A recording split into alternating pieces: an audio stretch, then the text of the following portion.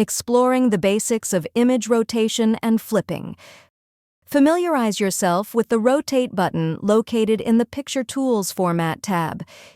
Here, you can access simple commands like Rotate right 90 degrees, Rotate left 90 degrees, or Flip vertical, Flip horizontal to promptly adjust your images. Rotate to an exact degree. Hold the Shift key down as you drag the rotation handle. You ensure your image snaps to 15-degree increments. For those times when even 15 degrees is too broad a stroke, delve into the Format tab and use the Size dialog box to specify an exact rotation angle. For an instant flip, head straight to the Picture Tools Format tab. Locate the Arrange group, find the Rotate button.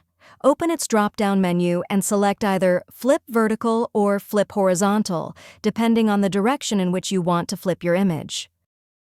If you found this video helpful, please click the like button and subscribe to our channel for even more helpful tutorials.